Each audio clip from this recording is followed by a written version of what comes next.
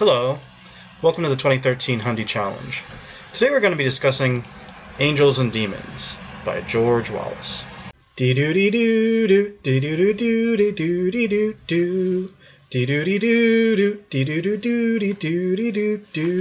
wasn't really sure what I was going to say about this book, and I've been reading it for an uncomfortably long time to me.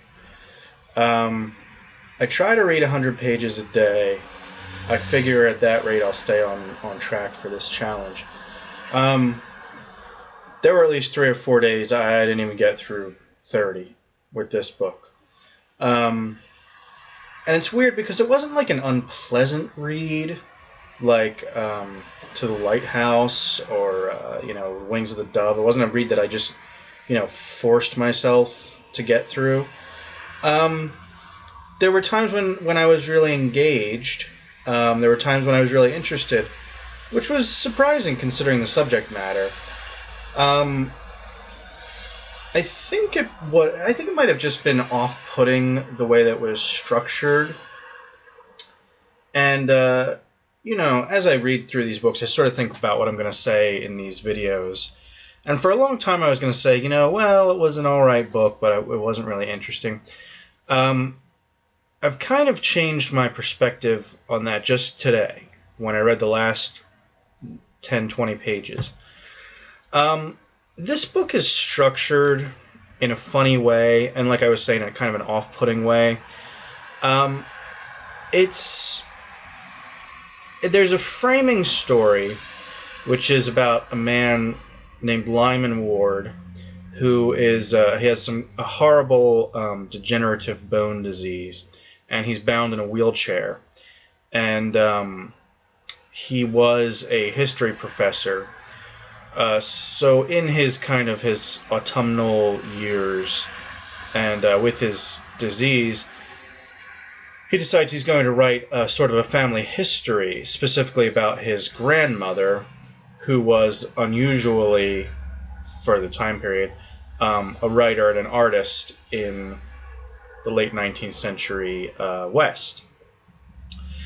So the story of Lyman Ward, I would say the focus of Angle of Repose is the story of Susan Ward, the grandmother, the pioneer sort of time frame lady.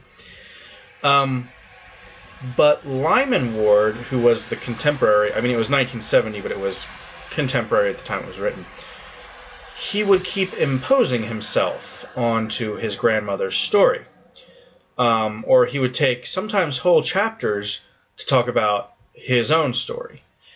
And, I understand about framing devices and that sort of thing. What I don't care for is when you have a framing device or parallel stories and one is markedly superior to the other, and the other one keeps imposing itself, which was kind of the case we had here. Lyman Ward's story, he was so kind of full of self-pity. Rightly so. He pitied himself, but he just laid that all out there to the point where you get sort of irritated listening to him, complain. And I guess he's searching for some kind of answer to his own emotional issues and stuff in his grandmother's life. So, they kind of fit together. And they also kind of fit together because they both deal with the angle of repose. And the angle of repose is when you have a hillside or a mountain or whatever, it's the angle at which rocks don't move. So every mountain has an angle of repose. And in the metaphorical sense, it's when an adult stops growing, like Arrested Development. So Lyman feels that he's reached his angle of repose in the wheelchair, and he wants to find out why his grandmother reached hers. So, read the book to find out that story. I feel like I've been recapping the novels way too much, and I'm glad that I have one that I can talk about the novelistic structure and not focus so much on the actual content. But like I was saying, it was irritating to have the 1970s story inserting itself. So there would be times when you would read a chapter, And as happens in books, you forget about the framing device, you forget about, what they're pretending to portray. And you would read a chapter and it would be about, like, his grandmother's, like, sex life, let's say. And, if you're a savvy reader, or maybe just, I don't know, an average reader, but it occurred to me, I would be like, well, how the fuck does he know about his grandmother's sex life? She surely didn't leave any notes about it. And then in the next chapter, he would have, like, his assistant, who's helping him compile the notes, would, like, call him on his bullshit. And I'd be like, this is kind of meta. I mean, I don't know that they had a concept of metafiction in the 70s the way that we do now, but he certainly didn't execute it very sharply. That's the kind of thing that, like, we would have thrown away with, like, a sentence. But no, he would really focus on, like, his grandmother's, sex life and that kind of thing. And rightfully so, because her angle of Repose had to do with possibly she had an affair. We're not really sure what exactly happened because there's no records of it. So it's kind of insulting as you get to know Susan Ward and you get to sympathize with her and appreciate her as a strong female character and everything, to have her, buffoonish grandson, like, put words in her mouth and then justify it because of, like, his own problems. He'd be like, well, I feel justified in doing this because I know my grandmother. And, like, he would spend a lot of time, like, talking about this. So, like, it's really, like, noticeable in the novel, and irritating. But let me wrap it up here. My last video was 20 minutes long. I'll try and bring this one in under the 10-minute mark here. I think I can do it.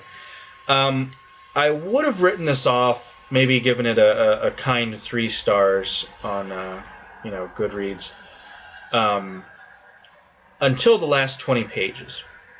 So in the last 20 pages or so, they finally pull the stories together, and, like, if you hadn't already, he points out the thing about the angles of repose and how we're reaching our states of arrested development.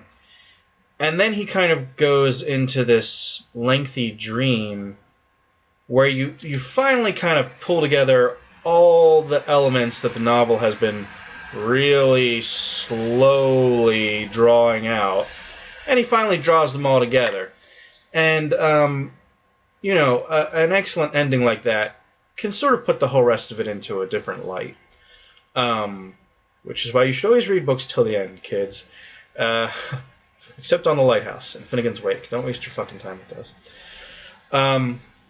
So he kind of has this wet dream about his assistant and his ex-wife, and you finally understand why he's obsessed with his grandmother and the way her marriage broke down, and you see all the parallels between his life breaking down and her life breaking down, and his sexual frustration that he's been kind of downplaying the whole novel, and like, you kids these days need to get over it and be more like my grandmother. And you finally see that all kind of exposed to bear. It was kind of like, kind of like the breastfeeding scene at the end of Grapes of Wrath.